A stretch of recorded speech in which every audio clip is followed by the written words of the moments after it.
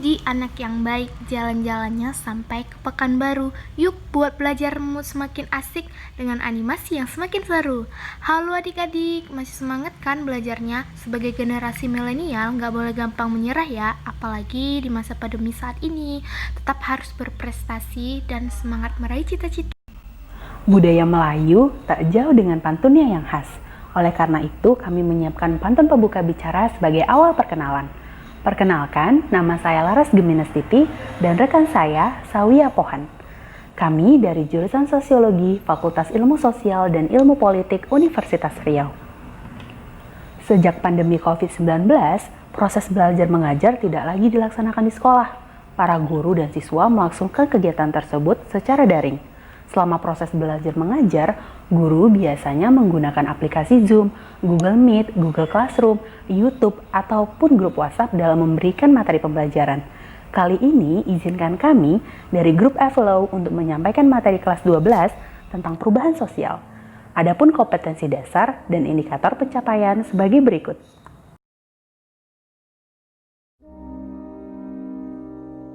Oke, kita masuk ke materi pertama. Dalam memahami perubahan sosial, setidaknya kita membutuhkan 3 pendapat para ahli. Yang pertama, dari Selo Sumarjan. Beliau mengungkapkan bahwa segala perubahan yang terjadi pada lembaga-lembaga kemasyarakatan. Yang kedua, dari Kingsley Davis. Mengungkapkan bahwa perubahan yang terjadi di dalam struktur masyarakat. Yang terakhir, dari William F. Cockburn. Mengungkapkan bahwa perubahan sosial itu terjadi pada unsur-unsur kebudayaan, baik material maupun non-material. Material itu seperti teknologi dan non-material seperti ide-ide. Nah, jadi bisa kita simpulkan bahwa perubahan sosial adalah perubahan yang terjadi pada unsur-unsur sosial, struktur sosial, organisasi sosial, pelapisan sosial, dan juga sistem sosial, seperti nilai, norma, dan pola perilaku masyarakat, sehingga terjadilah perubahan di dalam masyarakat tersebut. Selanjutnya adalah bentuk-bentuk perubahan sosial. Yang pertama bisa kita lihat dari proses perubahannya. Ada perubahan secara evolusi atau lambat dan ada perubahan secara revolusi atau cepat. Yang kedua, ada pengaruh yang dibawa. Ada pengaruhnya kecil, ada pengaruhnya besar. Contoh dari pengaruh kecil adalah tren mode berpakaian. Tidak sampai kepada perubahan pada struktur sosial dan tidak seluruh masyarakat dipengaruhi oleh perubahan tersebut.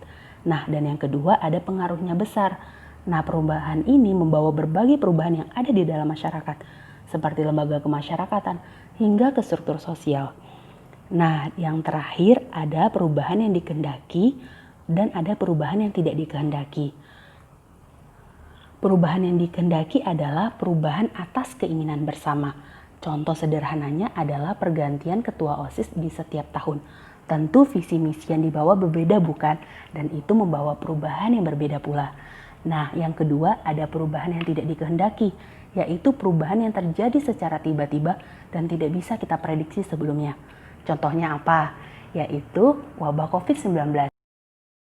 Untuk menyempurnakan pemahaman adik-adik tentang perubahan sosial, ada satu pertanyaan nih. Perhatikan baik-baik ya. Adik-adik sudah memilih jawaban? Yuk kita analisis. Nomor 1 adalah orang-orang yang menduduki kursi elit politik pemerintahan, adalah orang-orang yang berpendidikan dan berpengaruh di dalam masyarakat. Sudah pasti mereka adalah agen perubahan dan tentu mudah menerima perubahan sosial. Yang kedua, generasi muda justru mudah menerima perubahan sosial karena tingkat intelijensinya lebih baik. Yang ketiga, tokoh adat yang kolot memiliki kecenderungan menolak terhadap nilai-nilai baru, sudah pasti sulit menerima perubahan. Yang keempat, orang-orang pedesaan adalah orang-orang yang homogen, artinya hidupnya memiliki apa yang sudah terjadi bukan apa yang seharusnya terjadi. Oleh karena itu sulit perubahan terjadi di masyarakat tersebut. Dari pilihan 1, 2, 3, dan 4, manakah jawaban yang terbaik? Betul sekali, jawabannya adalah 3 dan 4. Oke, kita masuk ke materi selanjutnya ya bersama Kak Sawia Pohan. Halo adik-adik, gimana pembahasannya di awal? Mudah dimengerti kan? Kalau gitu kita masuk ke materi selanjutnya ya. Faktor-faktor yang mempengaruhi perubahan sosial seperti faktor geografis, faktor kependudukan, faktor teknologi dan industri, dan faktor kepemimpinan dan ideologi politik. Selanjutnya ada proses-proses perubahan sosial. Ada kata kuncinya loh adik-adik, SI pangkat 3. Pertama, akulturasi merupakan pencampuran dua budaya atau lebih yang mempengaruhi dan membaur dengan masing-masing budaya tersebut tanpa menghilangkan budaya aslinya. Rumusnya adalah A tambah B sama dengan AC. Yang kedua, difusi adalah penyebaran unsur-unsur budaya dari satu kelompok dengan kelompok lainnya. Penyebarannya bisa dilakukan secara damai atau dengan cara kekerasan.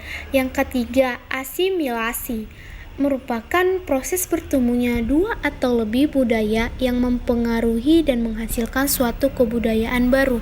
Rumusnya adalah A tambah B sama dengan C.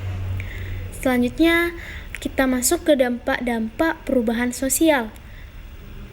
Pertama, dampak positifnya adalah poin A. Perbaikan di bidang pendidikan seperti adanya kesempatan masing-masing masyarakat untuk memperoleh pelayanan pendidikan yang baik. Poin B, perubahan di bidang teknologi, di mana adanya teknologi mampu memudahkan dan menghasilkan pekerjaan lebih efektif dan efisien. Nah, poin C, perubahan di bidang industrialisasi, di mana saat ini di kota-kota membawa lapangan pekerjaan bagi masyarakat dalam memenuhi kebutuhan. Selanjutnya, dampak negatif. Poin A, perilaku konsumerisme, di mana adanya kesenjangan sosial dan kecemburuan sosial merupakan dampak negatif yang ditimbulkan dari perubahan sosial.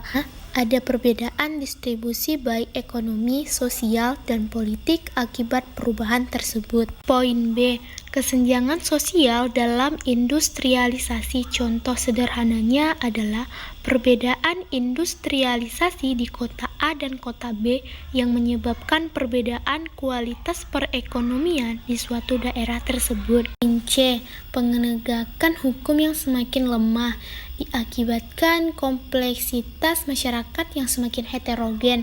Hukum sulit untuk dipatuhi dan mengakibatkan munculnya berbagai masalah-masalah sosial.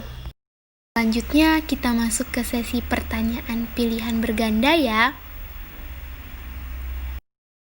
Nah, disimpan dulu ya jawabannya, kita analisis satu-satu. Westernisasi merupakan proses bergaya hidup kebarat-baratan. Nah, yang selanjutnya, hedonimisme merupakan pandangan untuk memiliki kesenangan duniawi yang berlebihan dan berakibat berperilaku konsumtif atau dikenal dengan sebutan konsumerisme.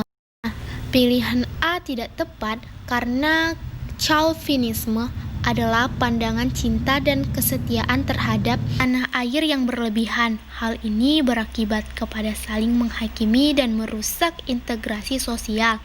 Yang kedua, pilihan B kurang tepat dikarenakan perkembangan iptek tidak dapat kita hindari, namun kita bisa memilih hal positif di dalamnya.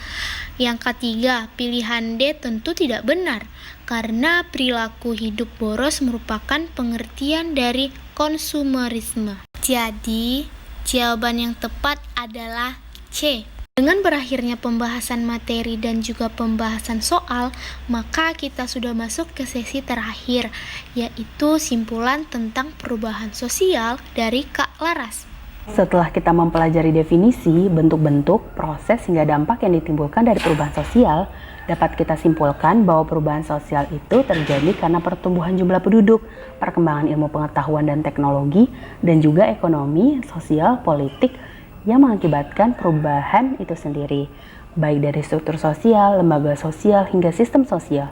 Oleh sebab itu, sebagai siswa teladan perlu memilih dan memilah informasi dan juga menggunakan teknologi dengan baik, siap untuk berinovasi, kritis, kreatif dalam menghadapi perubahan.